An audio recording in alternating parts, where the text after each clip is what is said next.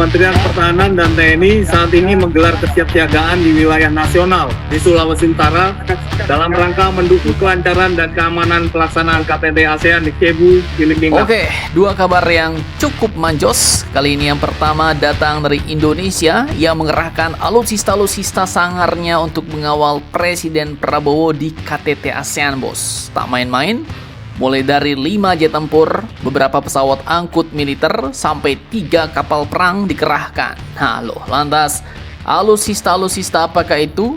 Mengapa pengawalan sampai sebesar itu? Bahkan 3 kapal perang pun sampai masuk ke pelabuhan Filipina, bos. Nah, apakah ada agenda lain selain mengawal presiden? Setelah ini kita kupas. Kemudian kabar kedua nanti datang dari Raja Malaysia yang baru hari ini melihat langsung pertunjukan demonstrasi Su-57 oleh pilot legendaris Rusia. Nah, apakah ini tanda-tanda tetangga kita mau borong Su-57 Rusia?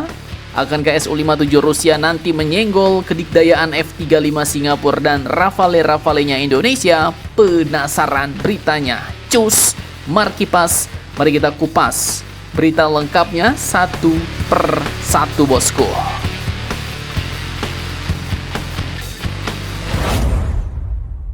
Oke, yang pertama ada yang menarik nih, bos. Dari KTT ASEAN ke-48 di Cebu, Filipina, tanggal 8 Mei 2026 kemarin. Karena Indonesia ternyata nggak cuma kirim Presiden Prabowo, tapi juga ikut menggeser kekuatan besar militernya ke kawasan utara ASEAN. Dan bukan kaleng-kaleng nih, bos. Menurut keterangan resmi dari Brigjen TNI Riko Ricardo Sirait, TNI menggelar operasi kesiapsiagaan gabungan dari wilayah Sulawesi Utara dengan posko Kogasgab berada di Lanut Samratulangi. Dan yang bikin panas, alutsista yang digeser ini pun bukan main-main, bos. TNI Angkatan Udara mengerahkan 5 unit jet tempur F-16 Fighting Falcon untuk siaga pengamanan udara di kawasan utara Indonesia.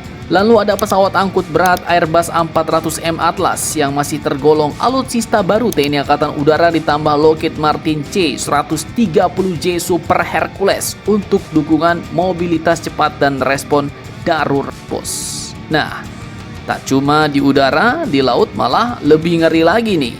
TNI Angkatan Laut ternyata mengirim 3 kapal perang frigate modern dan terbaru sekaligus, bos. Mulai dari KRI Brawijaya 320, KRI Prabu Siliwangi 321 dan KRI RE Marta Dinata 331. Dan gak cuma standby di Indonesia, 3 kapal perang Indonesia ini pun benar-benar bersandar di pelabuhan Cebu, Pinoy, Filipina. Waduh, ini bukan level ngawal presiden biasa lagi nih, bos. Karena kapal perang asing jelas nggak bisa sembarang masuk pelabuhan strategis negara lain tanpa izin diplomatik dan koordinasi militer tingkat tinggi, ya kan? Nah, pertanyaannya sekarang, kenapa Indonesia sampai mengerahkan kombinasi F-16, A400M, Hercules, dan 3 frigate modern sekaligus? Apakah ini cuma pengamanan KTT ASEAN atau sebenarnya Indonesia lagi nunjukin sesuatu ke kawasan Indo-Pasifik? Simak videonya sampai habis. Oke, sekarang kita masuk bagian yang paling menarik, bos. Kenapa Indonesia sampai segitunya mengerahkan alutsista ke kawasan Filipina? Apakah sekedar pengamanan atau jangan-jangan Indonesia lagi mulai flexing halus nih di ASEAN, ya kan? Karena kalau kita lihat yang dikirim bukan kapal patroli biasa, bos, tapi kapal-kapal perang tersangar Indonesia. Bayangkan 2 kapal PPA dikirim sekaligus ke Filipina. Menariknya lagi, semua ini terjadi di kawasan yang sangat sensitif secara geopolitik karena Cebu berada dekat jalur strategis Indo-Pasifik, Laut Filipina, hingga akses menuju Laut Cina Selatan. Artinya di sini Indonesia seperti sedang mengirim pesan halus bahwa ASEAN masih bisa menjaga kawasannya sendiri. Dan masuknya 3 frigate Indonesia ke Cebu disebut juga bukan cuma soal pengamanan KTT ASEAN, tapi sekaligus latihan intropabilitas, patroli maritim, pengujian koordinasi tempur, sampai memperkuat kerjasama keamanan ASEAN lewat Korpat Pilindo. Jadi bisa dibilang Indonesia sekarang mulai naik level, bos. Dari sekedar negara terbesar ASEAN menjadi salah satu security provider di kawasan. Jadi tanpa banyak bacor, gak banyak teriak, tiba-tiba 3 kapal perang udah nongol di pelabuhan Filipina.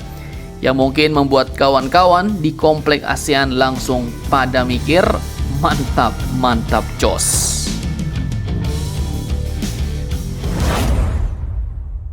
Oke, lanjut. Jadi baru-baru ini pada 8 Mei 2026 di Bandara Zhukovsky, Moskow, Raja Malaysia Sultan Ibrahim, Sultan Iskandar bersama Menteri Pertahanan Malaysia Muhammad Khalid Nordin datang langsung bos menyaksikan demonstrasi jet tempur siluman generasi kelima Rusia, Sukhoi Su-57E.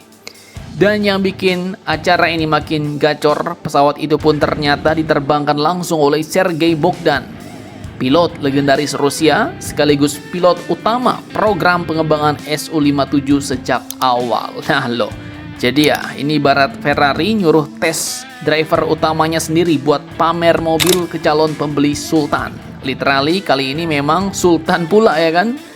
Selama hampir 7 menit, Su-57E mempertontonkan manuver ekstrim, kemampuan radar modern, hingga performa tempur multi-role-cast jet generasi kelima Rusia. Bahkan, Raja Malaysia juga sempat melihat langsung bagian kokpit dan menerima briefing khusus dari pihak Raski Rusia. Nah, pertanyaannya apakah Malaysia bakal frontal memborong Su-57 sampai-sampai Raja Malaysia pun datang melihat langsung ke Moskow? Jawabannya, ya belum tentu bos, karena tak disebutkan mereka akan beli, tapi sinyalnya ya sudah kuat nih. Buat apa coba sampai-sampai Raja Malaysia yang melihat langsung Su-57 kalau bukan mau beli ya kan? Masa kan cuma untuk main odong-odong doang ya? Gak mungkin bos. Dan perlu kalian ketahui bahwa Rusia juga saat ini sedang memang agresif menawarkan Su-57E-nya ke negara-negara Asia Tenggara. Apalagi di tengah rivalitas udara kawasan yang makin panas. Singapura udah punya F-35. Indonesia masuk ke Rafale dan proyek jet generasi baru Kaan. Sementara Tiongkok terus mengembangkan J-20 Mighty Dragon-nya bos. Malaysia tampaknya kini sedang memainkan strategi klasik ASEAN, berteman dengan semua blok sambil melihat siapa yang mau ngasih paket paling menarik. Ya, mirip-mirip kita lah. Tapi yang jelas kalau suatu hari Su-57 benar-benar mendarat di pangkalan udara Malaysia, jelas itu bisa langsung menyenggol kedikdayaan F-35 Singapura dan juga puluhan Rafale kita bos.